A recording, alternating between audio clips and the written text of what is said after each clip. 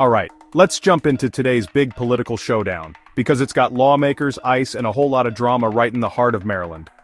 Picture this, it's Monday, July 28, 2025.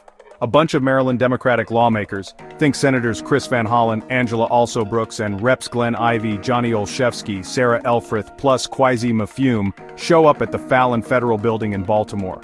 Why? They want to inspect an ICE detainment facility. But here's the twist. They get denied entry, doors don't open, instead of walking away, they set up shop right there, holding a press conference and staging an old-school sit-in outside the building. Yeah, just outside the doors. Now why the drama? The Dems say they're just doing their job. According to them, Congress has a legal right to inspect ICE facilities, especially after hearing some rough reports about inhumane conditions inside. They even gave a week's notice, like literally Rep. Ivey's office shared the letter they sent back on July 21st, giving DHS the heads up. But DHS, led by Secretary Noem, wasn't having it. Noem and her team shot back, saying lawmakers have to get approval from her first, especially with all the recent chaos. Think surge in assaults, disruptions, and even politicians getting in the way of enforcement. According to DHS, a week's notice is good, but they need time to make sure congressional visits don't clash with whatever the executive branch is handling. And let's be honest, this wasn't just a boring paperwork fight. Noem slammed the Dems hard, calling their sit-in a photo op with the violent, criminal, illegal aliens you are protecting. She even went online, name-dropping Maryland cases where immigrants have been hit with charges like rape, child porn, or even murder. Of course, the Maryland Dems didn't just take that lying down. Senator Van Hollen fired back, calling Noem a liar.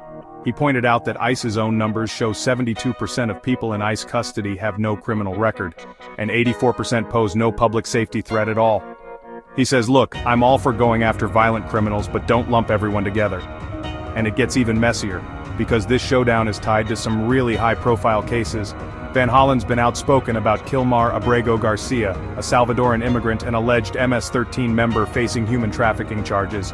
Meanwhile, Reps Ivey and Elfreth sent a letter straight to Noem, asking her to release Daniel Fuentes Espinal, a Honduran pastor they claim was wrongfully arrested by ICE. On the flip, DHS isn't backing down. They say 70% of ICE arrests are of folks convicted or charged with crimes. And get this, ICE officers are facing an 830% spike in assaults. That's an insane number.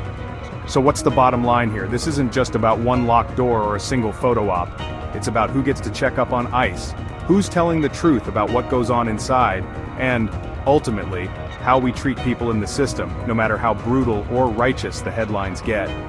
And as the election season heats up, you can bet both sides are going to use moments like this to fire up their base. What do you think? Are lawmakers right to push for more oversight? Or is this all just political theater? Sound off in the comments and hit subscribe if you want more straight talk without the spin. Catch you next time.